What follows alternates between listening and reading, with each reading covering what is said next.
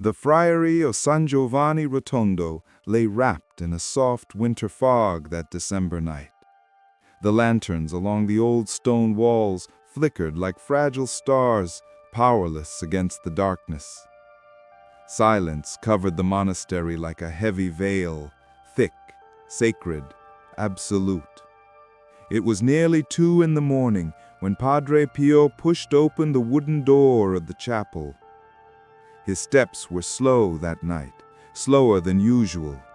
His wounds had bled more during the afternoon mass, and his body felt frail, carried only by obedience and love. But he was used to pain. What he was not used to was the strange heaviness in his spirit. There are nights, rare ones, when heaven presses close to earth. Padre Pio had learned to sense them. And on those nights, souls sometimes come.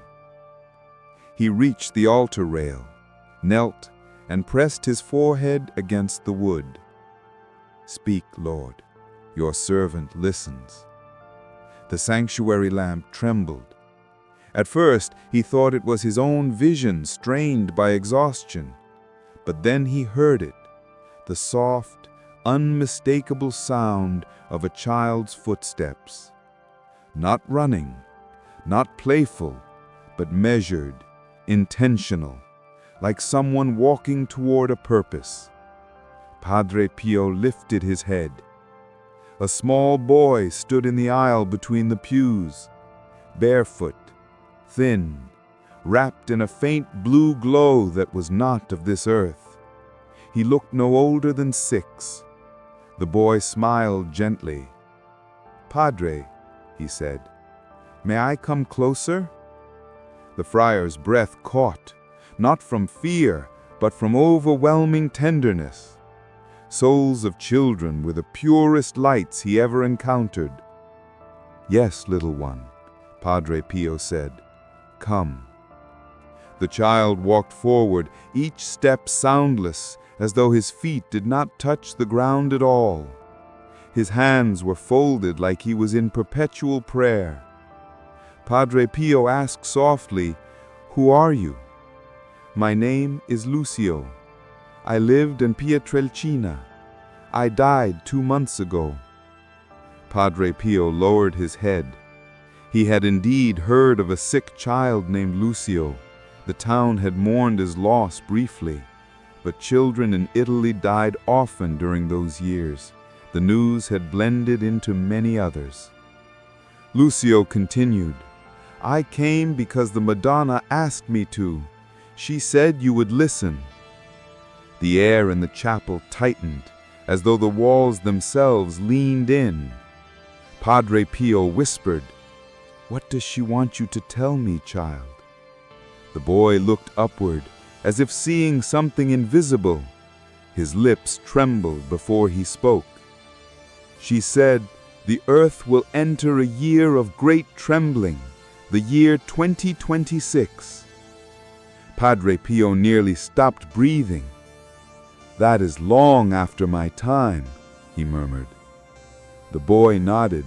"Yes, but she said you must write it in the records of the friary, so the world will believe when the time comes." He walked closer until he stood only inches from the friar. Padre Pio could feel warmth radiating from him, not heat, but something gentler, like the warmth of grace. "Padre," the boy whispered, his eyes filling with a strange, holy sorrow, "she showed me what will happen." Lucio lifted his small hand, and the chapel darkened. It wasn't that the light vanished, rather a deeper light replaced it, the kind that only comes from visions given by heaven. Padre Pio felt the same sensation he felt during bilocations, a soft tearing, like the world opening. Lucio spoke again. "The Madonna showed me the earth, but it was not the earth we see now. The space before them shimmered. A landscape appeared, vast, wounded, trembling. I saw storms, Padre, storms that swallowed cities. Padre Pio watched as the vision unfolded, oceans rising like living giants, swallowing coastlines, winds howling like armies let loose, skies split with fire. Lucio's voice shook. She said the seas will rise more than any time since Noah. In 2026, the waters will break their boundaries. The scene shifted. Padre Pio saw people running, carrying children, shouting prayers into drowning winds. The boy continued, I saw sickness too, diseases that came not only from nature, but from the pride of men. They will spread faster than fire. I saw doctors fall to their knees because they could not understand. Padre Pio closed his eyes. Why is this allowed, child? Lucio's face softened. She said because mankind no longer listens, and when love is ignored, warnings must speak. The vision changed again. This time Padre Pio saw land cracking open, mountains shaking, and rivers turning dark with mud. I saw floods, Padre, not like the floods of old villages, but floods that move with the strength of oceans. His small hands trembled, and the Madonna cried. She said the earth is tired, tired of being wounded. The vision faded. Darkness returned. Silence resumed. The sanctuary lamp flickered back to life, as if waking from sleep. Padre Pio reached out, gently touching the child's shoulder, but his hand passed through like touching soft wind. He whispered, Little Lucio, do not fear. You are with God. The boy looked into his eyes. Padre, there is more.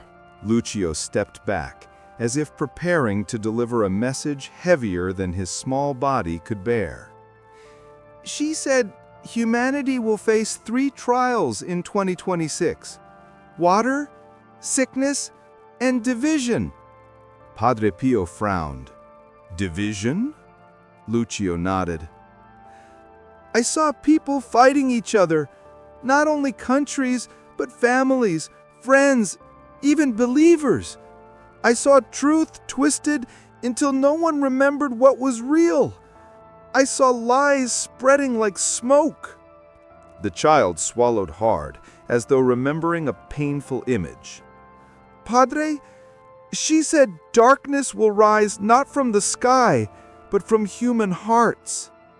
Padre Pio sighed with sorrow. Yes, I have seen that darkness already. Lucio continued. She said there are 2 ways the world can pass through 2026. With repentance, and the year will be painful but brief. Without repentance, and the year will become a doorway to greater suffering. Padre Pio felt a weight on his chest, like invisible stone pressing down. What must be done? He asked. Lucio answered with the simplicity of a child, yet the authority of heaven. Pray, warn, and write. Padre Pio blinked. Write? Yes, the child said. She said, you must write everything I tell you into the archives of the friary, so that one day when the world trembles, the faithful will know heaven tried to warn them. The friar hesitated. But if I write these things, the brothers may think I am imagining, or worse, that I am mad. Lucio smiled gently. Padre, she said they already think you are strange. Padre Pio couldn't help but smile. That is true. Then one more strange thing will not hurt, Lucio whispered. Lucio's glow brightened, filling the pews with a soft blue radiance. He raised his hand again, and another vision appeared. But this time it was not destruction. It was her, the Madonna, radiant, mourning, yet full of impossible tenderness. She held a globe in her hands, small, fragile, shimmering like crystal. A single tear fell from her cheek and touched the globe. Where the tear fell, mountains shook. Where it rolled, rivers overflowed. Lucio whispered, "She cries not because she punishes, but because she loves." Padre Pio's throat tightened. "What did she say in this vision, child?" Lucio closed his eyes, and his voice became soft, almost melodic. She said, "The world asks for signs, yet rejects the ones already given. They ask for miracles, yet trample on grace. They ask for peace, yet sow war in their own homes." The child opened his eyes. "She said the year 2026 will be a great mirror, Padre." "A mirror?" "Yes, a mirror of human hearts. If the heart is full of pride, that year will break it. If the heart is full of fear, that year will crush it. But if the heart is full of love, that year will purify it." Padre Pio whispered, "And what of the faithful?" Lucio smiled. "She will protect them, not from all pain, but from despair. Those who call on her will not be abandoned." The vision faded. Only Lucio remained, glowing softly like a candle's soul. The chapel had settled into an otherworldly stillness, the kind that only appears when the veil between earth and eternity thins to a fragile thread. The faint blue light around Lucio flickered like a candle fighting against an unseen wind. Padre Pio could hear nothing. No rustle of cassocks from the hallway, no sighing of the monastery walls, only the small, trembling breaths of the child standing before him. And then, without warning, Lucio's expression changed.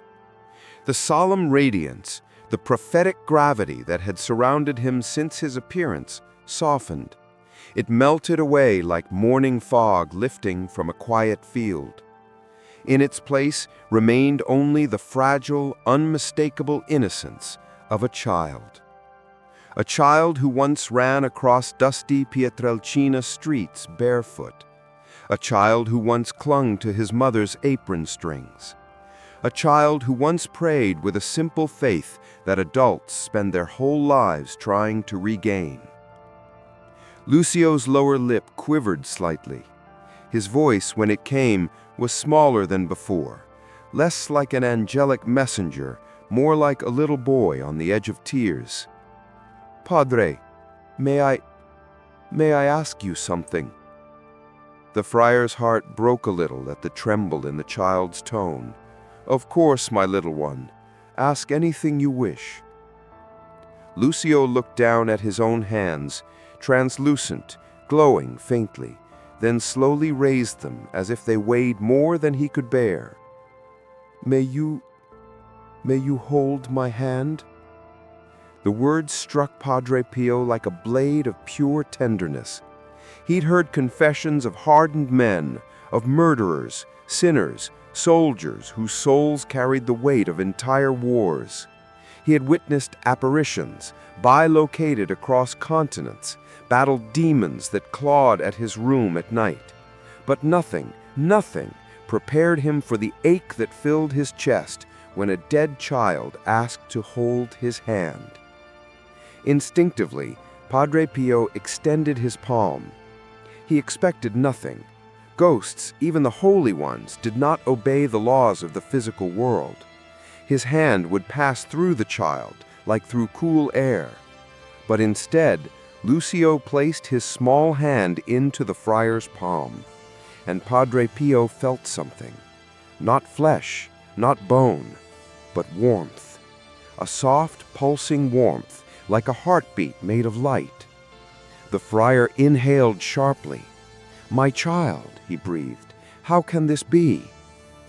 Lucio's eyes shimmered as he answered, "It's cold where I come from," he said softly. "Not because heaven is cold, but because I miss my mother." A tear slipped down Padre Pio's cheek before he could stop it. "You loved her very much." Lucio nodded, his small face trembling. "She prayed for me every night." He paused, the memory washing over him like a gentle wave. "She used to sit beside my bed and tell me the stories of the Madonna every evening. Even when I was too sick to speak, she whispered them into my ear." Padre Pio swallowed the tightness in his throat. "And when I died," Lucio continued, "she asked the Madonna to keep me close, and she did." The child looked up, meeting Padre Pio's gaze with eyes too wise and too wounded for a boy his age. "And now she sends me to you." A quiet sob caught in the friar's throat. He pulled the child's hand closer to his chest, as if to shield him with the warmth of his mortal heart. "Lucio," he whispered, "do you fear returning to heaven?" The boy shook his head gently. "No, heaven is beautiful." He hesitated. "But I fear leaving this moment." Padre Pio brushed another tear away. "Why, little one?" Lucio smiled, almost an embarrassed smile, like a child admitting a secret. "Because I feel alive again when I speak to you." The friar closed his eyes. This was the kind of pain that did not pierce. It enveloped, reshaping the soul in silence. "Lucio," he said softly, "you are alive, just not as we are. Your life now rests inside God. You shine because He holds you." The boy listened, letting the words settle like warm blankets over his small shoulders. He nodded slowly. "Padre," he whispered after a long pause, "she said I must tell you one last thing." The friar opened his eyes. "Yes, child?" Lucio's voice grew more solemn again, but the innocence remained trembling beneath it. "She said you will not live to see the things I showed you, the storms, the sickness, the floods. You will already be home." Padre Pio lowered his head. He had always known his life would be one of suffering, but hearing that he would be spared the future cataclysms stirred mixed emotions. Lucio continued, his tone softening. "But she also said, you will pray for that year from heaven, and your prayers will protect many souls." The friar nodded, as tears fell freely now. "And what of the world, child? Will it survive?" Lucio's eyes shifted, distant, as though listening to a voice no human ear could hear. His glowing hand tightened slightly around Padre Pio's fingers. "Yes," he said softly, "but changed." "Changed how?" The child did not look at him. His gaze drifted toward the crucifix, toward the flickering sanctuary lamp that seemed suddenly too small for the vast prophecy hanging in the air. "It will not be the same world you know. It will be a world more fragile, but more awake. A world where suffering will force people to choose, truly choose, between love and fear." He paused, drawing in a breath he did not need. "She said, some hearts will grow colder, harder, like stone left out in winter." A second pause. "But others will burn brighter than ever, brighter than fire, because they will finally understand they need God." Padre Pio felt something shift inside him, a mixture of dread, awe, and a fierce hope that could only be born from heaven. Lucio finally turned back to him. The light around him began to thin, dissolving like mist under dawn. "Padre," he whispered, "I'm being called." "No," Padre Pio whispered, his voice cracking. "One more moment, just one more." Lucio smiled through tears. "Moments don't exist for us anymore. Only love does." The chapel brightened, the child's glow rising toward a gentle brilliance. "Remember me, Padre." "I will," the friar whispered. "And write everything. She said the world will need these words." Then the light swelled, soft, warm, holy, until Lucio's small figure dissolved into it entirely. And once again, Padre Pio stood alone in the chapel. But the warmth remained on his palm, a small, impossible warmth, like the heartbeat of a soul returned briefly to earth.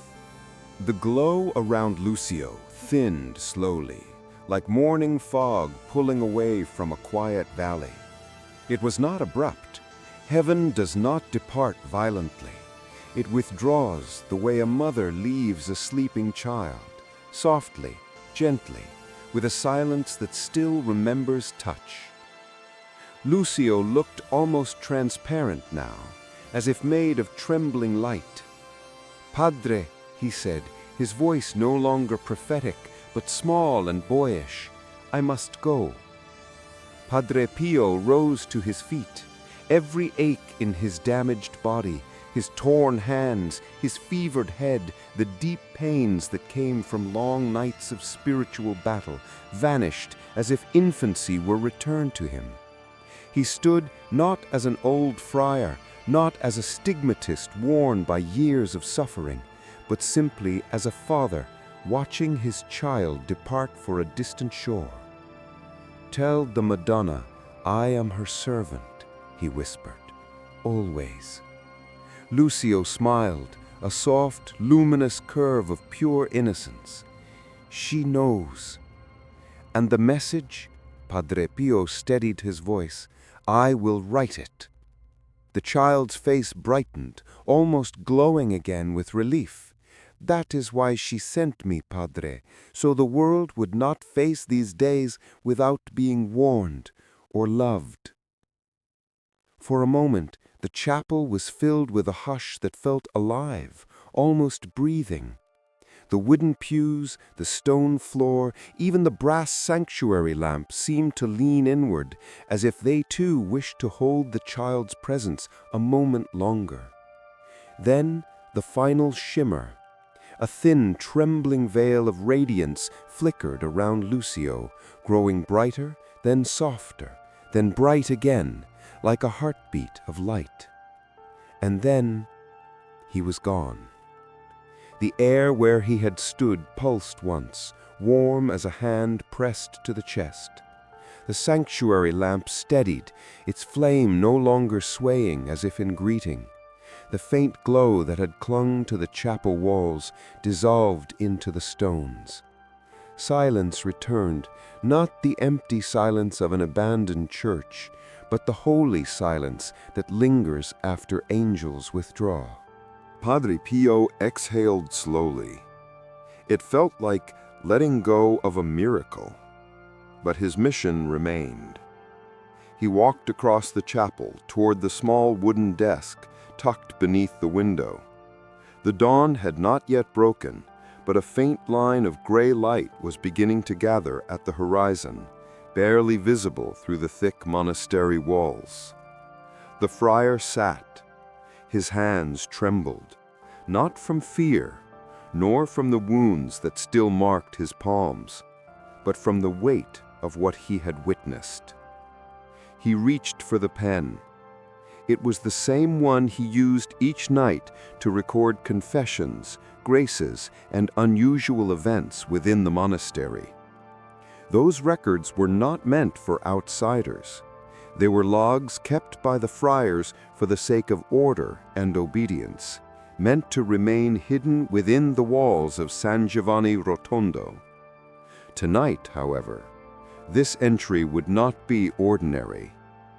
Padre Pio dipped the pen into ink, opened the large leather-bound volume reserved for internal events of spiritual significance, and began to write. His handwriting was slow and deliberate, each stroke careful, as though he feared the truth might break if written too quickly. He wrote, "On this night, the child Lucio, deceased of Pietrelcina, appeared by the permission of the Blessed Virgin Mary and delivered a message regarding future trials destined for the earth in the year of our Lord 2026. The friar paused, letting the ink dry. Then he continued. He wrote the visions as the boy described them, the storms that stretched across continents, the sickness that dimmed the breath of thousands, the flood swallowing towns like open graves, the unrest of nations, the fire beneath the earth, and the trembling in the hearts of men. He wrote of the hope interwoven through the warnings, the souls who would awaken, the people who would turn back to God, the lights rising in the darkness like stars struggling against a storm-wrecked sky.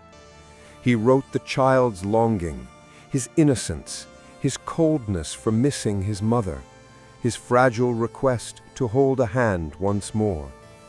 He wrote the warmth he felt, a warmth no dead child should have been able to give. He wrote the final message that Padre Pio would not live to see the trials, but would pray for that year from heaven, protecting souls through intercession. He wrote until dawn. When the sunlight finally slipped through the window, spilling across the wooden desk in a band of gold, Padre Pio set the pen down. His eyes burned with exhaustion, but his soul felt strangely light, as if the act of writing had somehow lifted part of the prophecy into God's hands. He closed the heavy book with reverence and placed his wounded hand upon it. "Let this stand," he whispered, "for the generations who will need these words, for those who will fear the darkness, for those who must remember that heaven warns only because heaven loves." He pressed his palm more firmly against the cover. "And Mother, I have done as you asked." A breeze, not from any open window, drifted softly across the chapel. It carried the faint scent of roses. Padre Pio bowed his head. The Madonna had heard. Many years later, long after Padre Pio had breathed his last breath, long after Lucio's mother had joined her son in the realm of light, the brothers of the friary uncovered the entry. It was buried deep in the archives, between records of small miracles and notes of strange phenomena the friars had documented over decades. Some doubted it. Some whispered that perhaps Padre Pio had recorded a dream. Others wondered if the entry was written by another hand trying to imitate him. But there were also those, especially the older friars, the ones who had known him, who believed instantly, without hesitation. They knew his handwriting. They knew his obedience. They knew his visions were never ordinary. All trembled while reading. The air around them seemed to shift, as though the child's presence lingered still in the ink, in the parchment, in the margins of the worn leather cover. As the year 2026 approached, the record did not remain hidden. Copies were made quietly, passed among trusted clergy. The Vatican archivist labeled it carefully, noting only, "Potential vision concerning future trials. Source, San Giovanni Rotondo." But among the friars, the entry gained another name, the Chronicle of the Child of Light. A testimony, a warning, a memory preserved not to frighten, but to prepare. A reminder that heaven speaks, not to destroy, but to guide, not to terrify, but to protect, not to punish, but to love. For love always warns before it wounds. Years passed, decades followed, and like all secrets heaven plants into human hands, the chronicle slept, quietly, patiently, waiting for the hour it would be needed. Some said it was only a story. Some said it was the imagination of a mystic. But those who read it, those who felt the strange tremor in their chest as their eyes crossed Padre Pio's final line, knew better. Because the chronicle was not a prophecy of doom. It was a prophecy of choice. A reminder that heaven does not simply warn us of what is coming. Heaven reveals who we must become. And perhaps that is why you're hearing this now. Not by accident, not by coincidence, but because the world you are stepping into needs light bearers, souls who dare to look at the unseen, who dare to listen when heaven whispers. If this story stirred something inside you, a question, a fear, a spark, then stay close. There are more chapters hidden in forgotten archives, more visions sealed in dusty convents, more mysteries that were never meant to die in silence. And if you want to walk deeper into these sacred shadows with me, if you want more forgotten chronicles, more miracles, more mysteries the world was never meant to erase, subscribe to the channel. Turn on the bell, and join me every week as we reopen the pages heaven wrote for those who dare to see. Because this is only the beginning, and you were never meant to walk the rest of this story alone.